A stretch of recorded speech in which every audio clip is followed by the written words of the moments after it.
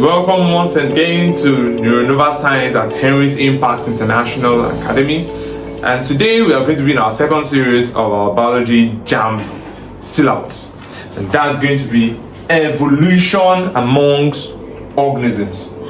So questions from these aspects usually tend to pop out, and there might be some strange concept that you might tend to see in the exam, and they might look very unfamiliar. Instead, we're going to break everything down, make it very simple. Just grab your popcorn and then stay tuned.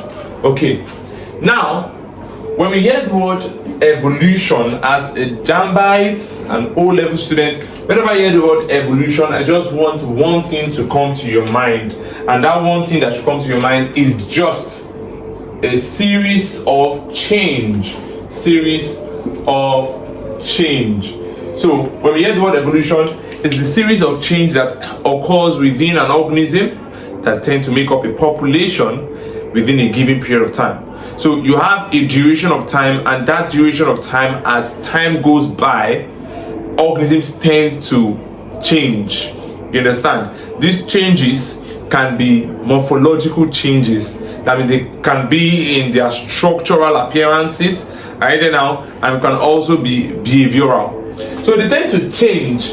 I get it now. And so the series of changes that can occur within an organism that makes up a population over a given period of time is what we call evolution. So this syllabus wants us to discuss the evolution that happens amongst organisms. Now we know it. So when we talk about evolution, you want to be able to know that it's a series of change happens in organisms, right? You want to know it happens in organisms, and you want to take into the fact that it is what? Over a period of time. You understand? That usually is a long period of time, over a period of time. So it takes time for this to happen. You know, the basic concept there is that we all know that there was once upon a time that we were more like the chimpanzees, and then after a period of time we evolved, and those chimpanzees evolved rather, and then became us. So that's one of the evolutionary stories that we have in biology. You understand? So good. We're not going into those concepts now and evidences that show all those things about the apes evolving into humans or the hominids. We're not going into that now. This lecture here is going to be basically dealing with the mechanisms. We're going to discuss the mechanisms of evolution. That's what causes evolution. What are those things that lead to evolution? You understand? And when we discuss those things that lead to evolution, then we will now want to buttress on the evolutionary advancements that we have among organisms. How we have, these are the first organisms, these organisms evolved to become this organism evolved to become the next organisms. So that's what we want to do in today's lecture. Now, we now know the meaning of evolution, right? Good. Now, what are the mechanisms of evolution? What are the things that cause evolution? The mechanisms of evolution.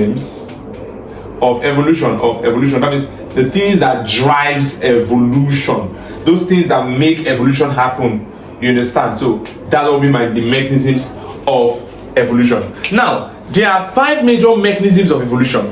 5 major mechanisms of evolution. If you see that in your exam, which of the following is not a mechanism of evolution, or which of the following is not a cause of evolution, or which of the following is a cause of evolution, your knowledge of the mechanisms of evolution gives you an intel to what the answer to such questions should be. Okay, good. Now, what are the mechanisms of evolution? You know one of them, and that's natural selection. Natural selection is one of the mechanisms of evolution. As you know, it can cause evolution. We're going to explain that. Another thing again we have that cause evolution that you can also be conversant about is mutation. Mutation is also a mechanism of evolution. Then we have these other mechanisms that you might not be well informed about. And this is because most of those information are scarce in the recommended text and our common text, and while some of them they are present in those texts, but students don't tend to give focus to those areas. So here now, after mutation, you have this guy that we call genetic drift.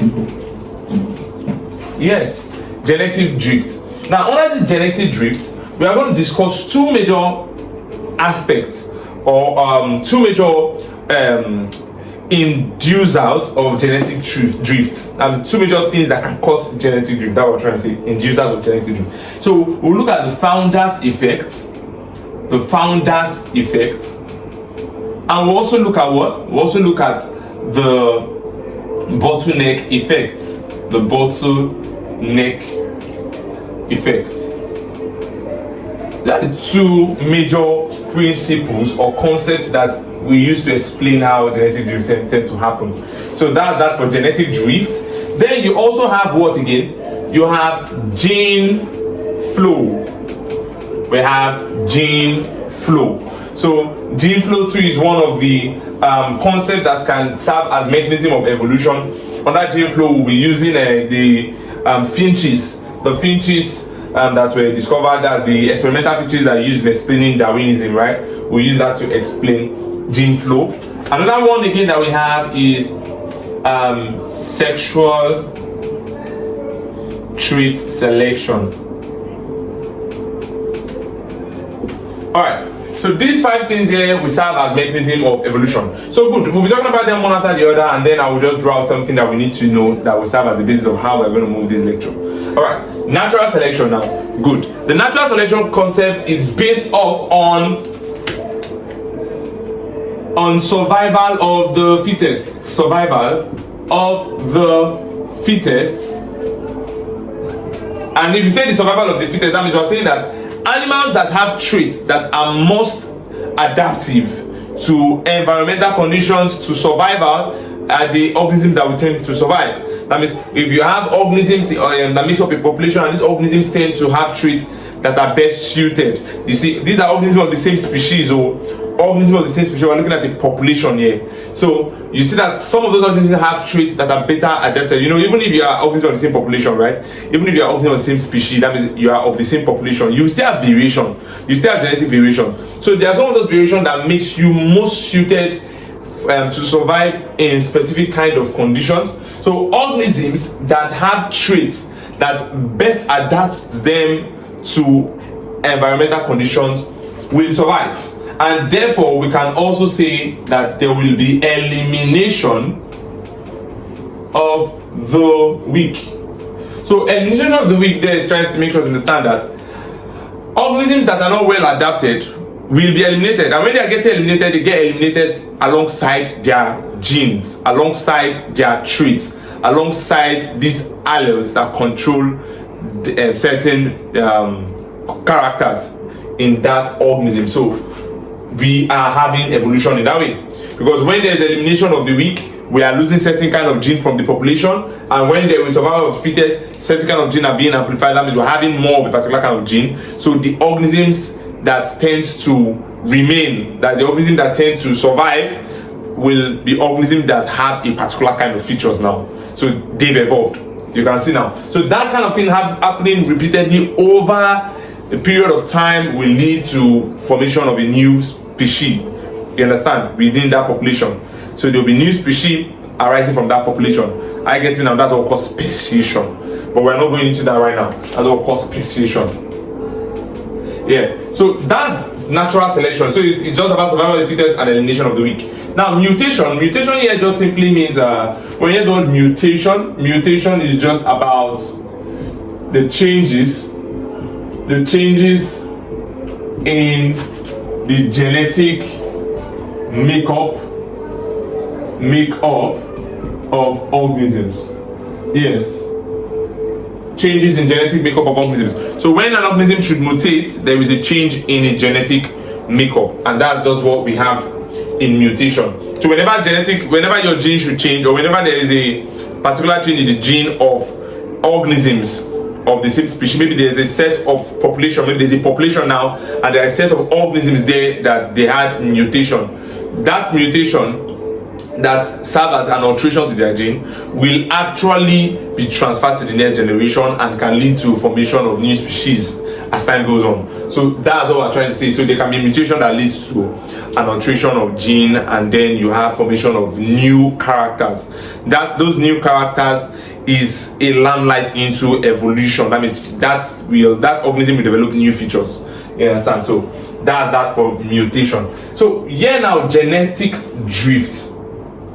So genetic drift is just a change in, and many people make mistakes here.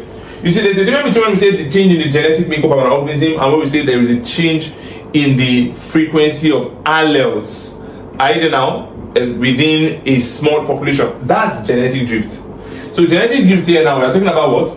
We are talking about a change in the what? In the frequency. In the frequency, you know, frequency is the number, the frequency of alleles present in a small, that's another keyword, small population. JAMB has done things like this before, and because people are not conversant with genetic drift, it's usually the option they go for mutation. So now, whenever you see questions talking about changes in the frequency of an allele, you know, alleles are pair of gene controlling contrasting characters. So whenever you're talking about change in the frequency of alleles, and usually in a small population, that's genetic drift. Now, how does genetic drift cause evolution? Now, this is it: founder's effect and bottleneck effect. Let's imagine I have a population of 100 people, right? This is an illustration I will explain to you now. So we have a total population of 100 people, right, in a particular city. Let's say 100 people in Ikeja, for instance. And inside these 100 people, statistics shows that 80 people, right?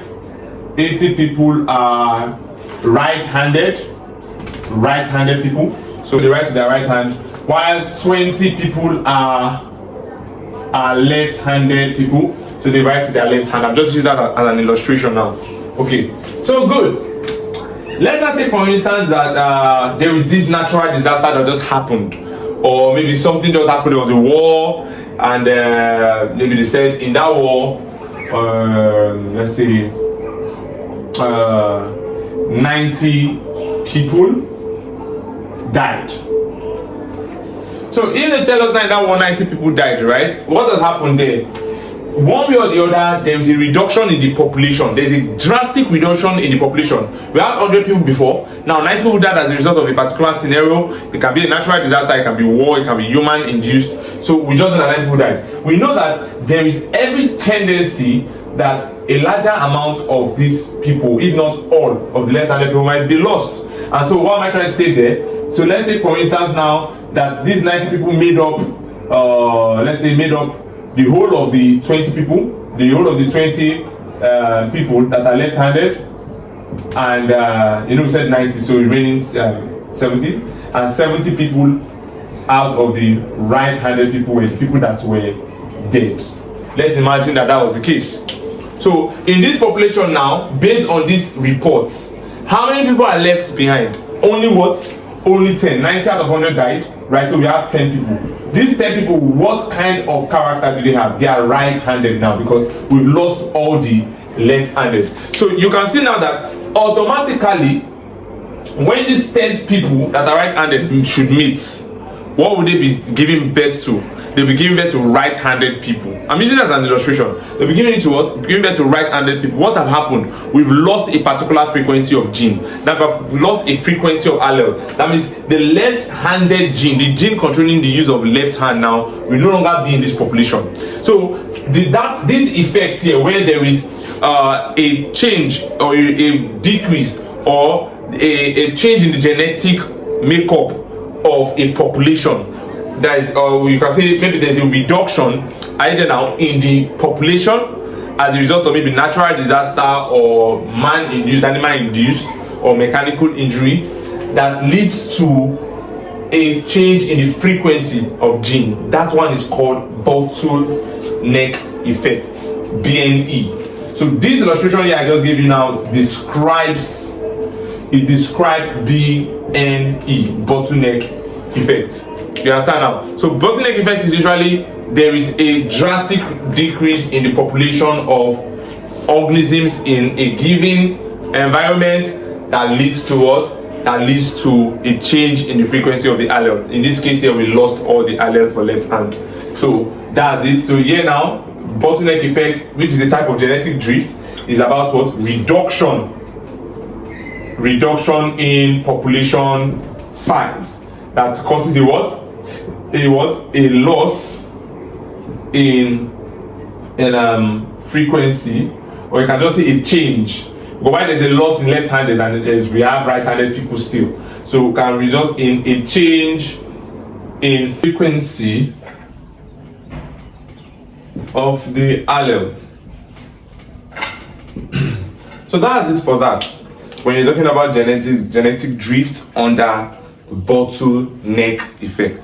Now, when you're just discussing the founders effect, it's just about a part of this population this time around being able to move out of their present habitat, or let me just say of their present location, and find a new location to reside. Let's take for instance 5, random 5, and there's this high tendency that the random 5 selected might all be right-handed people. You understand that now? Tendency, because we have a higher number of right-handed people, so the probability of the 5 being right-handed is higher. So let's take for instance now we have 5 right-handed people migrating. What has happened to the gene frequency there? It has changed. Now we are having a new location, a new population with a new gene pool. Are you there now? With a new gene pool. When we say gene pool, that's we're talking about the allele frequency or the gene frequency present in that population now. So these 5 people here automatically, by the time they start interbreeding, they will only give rise to organisms that are right-handed. So you see that now we've changed the gene pool or the genetic frequency, the allele frequency. So evolution is just about changing genetic pool, gene pool. That's basically it. Good. Now, what about gene flow now? When we're talking about gene flow is kind of, this one here is called the founders effect. If I go to gene flow, founders effect, right? So founders effect basically is just about the random migration of people to a new environment and thus affecting the genetic frequency or allele frequency of that population. So here now we have it. In gene flow is all about how migration, it's not just all about how migration, it could be immigration or emigration of organisms from one environment to another. So how migration affects gene pool. So here now we're looking at how migration will affect the gene pool or the genetic makeup of organism in a given environment or habitat. So we know that now, for instance, if we have finches, just like Darwin's did, when he observed an island in Galapagos and then he observed these finches, now he observed that despite the fact that they were all of the same similar characters when it comes to their beak, the moment they migrated to different niche, they started occupying different environmental locations. What happened there is that the kind of food the finches tend to eat there actually affected their beak structure. So after a long period of time, they started developing new structures of beak that adapt to the kind of food available there, as the nut eaters, as or the nutcrackers, and all those kind of stuff. So that was what was happening there. So when there is migration tends to pull an effect on the gene. All right. So here now we also have the last one, sexual trait selection. So organisms tend to be, we have organisms that tend to be better adapted to drawing mates. So for example, the color feathers and all those things, animals with more color feathers are best adapted to draw mates, and when they draw mates, what will be happening? More of their own characters will be advancing, and there will be a decrease in the characters of those birds that don't have color or advantage in drawing mates through colored feathers. You understand that now? So that's basically it. So with this now, you've wrapped up a broad summary, or a broad overview rather, in-depth concept of the mechanism of evolution. Now, let's now talk about something important. The evolutionary trend among these organisms. Now we know we have 5 kingdoms. According to Robert Whittaker, we have 5 kingdoms that we appreciate in biology. So the 5 kingdoms there we know that we have the kingdom Monera, we have the kingdom Protista, we have the kingdom Fungi, we have the kingdom Plantae, and we have the kingdom Animalia. There's something I'm going to say here that is very, very key. It's very, very important, and I need you to know it because it can come up. Now, this arrangement here is arranged in an evolutionary trend that shows increase in complexity. An evolutionary trend showing or depicting increase in complexity. But there is a misconception that happens in this part between Plantae and Animalia. We know that moneras are the least complex, they are the simplest, they are the primordial organism, they are the oldest organisms to have existed. I don't know. But one thing you should know there is that in evolutionary trend, our environment, that means the earth itself, at the beginning of time was oxygen deficient. There was no oxygen in the beginning of the earth. I don't know. We will explain that in our JUPEB lecture where we'll be talking about primordial soup. Now, here now, the earliest organisms, they found themselves in an oxygen deficient environment, and that means that there was nothing like photosynthesis because there was also no sunlight, right? So there was nothing like photosynthesis. All they did was dependent nutrition. So you should understand that the oldest form of nutrition is the heterotrophic form of nutrition, where organisms had to depend. Are you there now? They depended on organic matters, yes, are you there now? But not for photosynthesis. You understand that now? So it was after that we now have started having the photosynthetic and chemosynthetic bacteria and all those things. All right. So moneras, like I said, these things are arrangement in complexity, right? Moneras are what? They are the unicellular prokaryotic. They are the unicellular prokaryotic organisms. So they are one-celled, and yet they don't have a true nucleus and they don't have membrane-bound organelles. So when you move from the moneras to the protistas, there is an advancement. And what's that advancement? The protistas now are also mostly unicellular, although they are paraphyletic. I will explain what I mean by they are paraphyletic later on. Now, they are also unicellular, but instead of prokaryotic, they are now eukaryotic. You see the advancement? Still unicellular, yes, but now you are eukaryotic. That means you have true nucleus. So moving from monera to protista, the major unique difference or advancement there is the development of true nucleus and membrane-bound organelles. So you see that now. So these ones here, yes, they are unicellular, but this time around they are eukaryotic. That means they have true nucleus and membrane-bound organelles, like we talked in our later lecture. If you don't understand what I mean by membrane-bound organelles, we discussed that in our later lectures, in our previous lectures rather, on their cells. You get that now. So fungi now shows a new advancement. Now we are at that point where we have unicellular eukaryotic, right? In fungi, what we have now is what? We have these organisms that are no longer unicellular, multicellular, mostly. They are mostly multicellular. Now take note, I said mostly, because under that fungi we have some, some of the fungi are unicellular, like yeast is a cellular fungi. Are you there now? But majority of the fungi are multicellular. And what? Eukaryotic. So you see how the advancement is going? Before we had unicellular prokaryotic, then we now have unicellular eukaryotic. Now this unicellular, now we now have multicellular here in fungi. Do you see that now? So the thing is that fungi are multicellular eukaryotic heterotrophic. Are you there now? They are multicellular eukaryotic heterotrophic. And they are plant-like. They're like, that's why they call them heterotrophic plants. But Plantae now, they are multicellular, they are eukaryotic, right? But the problem is that they are autotrophic. So plant is still multicellular, they are eukaryotic, and they are, but this time around they are what? Autotrophic. That means they derive their own food by themselves. Do you see the advancement there? But animals are what? Are multicellular, eukaryotic, heterotrophic. Now this is what I want to use to wrap it up all up now.